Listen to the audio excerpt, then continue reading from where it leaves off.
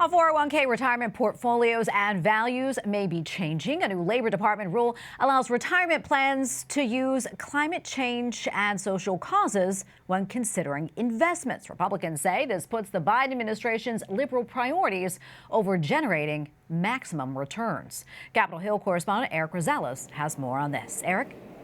Well, good evening, Tracy. This is something that a lot of people may not be aware of, but a new Labor Department rule now allows retirement fund managers to consider environmental and social factors. They're known as ESGs when making investments into America's 401ks. Now, studies by Bloomberg show that you get far less returns from these investments, sometimes up to 30% less.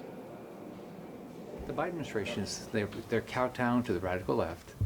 And they're going to let the fund manager decide to make an investment based on social issues rather than on getting a return. They're trying to be able to push those investors and those retirement funds to shift to be more liberal in their investing strategies.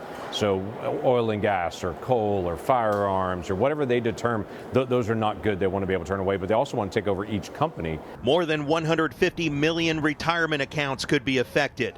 Republican Senator Cynthia Lummis, a widow, says the most vulnerable will pay a hefty price.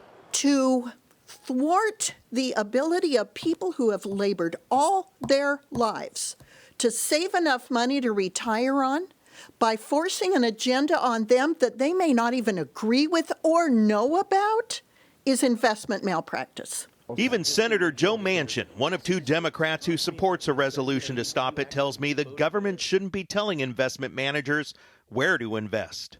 The main thing of a fiduciary is to make sure they get the best return for their clients. But if the clients are specifying what they want and only their money to be invested, and they'll live with that in their retirement, they have that available to them. Don't make the federal government force something on you that the market will do. But Senate Majority Leader Chuck Schumer says the rule makes investments more stable and safer. This isn't about ideological preference. It's about looking at the biggest picture possible for investors to minimize risk and maximize returns. Why shouldn't you look at the risk posed by an increasingly volatile climate? And by the way, both the House and Senate voted to overturn the rule. The bill now heads to the president's desk, where he does plan to veto it. It'll be the first of his presidency. Now, if he does, both the House and Senate will need at least two-thirds majority to overturn it. Tracy? Well, Erik, I want to switch gears here. I understand that there are some new developments on Speaker McCarthy's visit to Taiwan. Tell us about that. Yeah, we've just learned that Speaker McCarthy will not be going to Taiwan. Instead, the Taiwanese president will be coming to U.S. soil, possibly in Bakersfield, California, which is McCarthy's district. McCarthy's office is not saying much about it, but Chinese officials and Taiwanese officials, that is, are saying that it's to avoid triggering any aggressive response from China. So that's very interesting news latest from the Capitol. Tracy?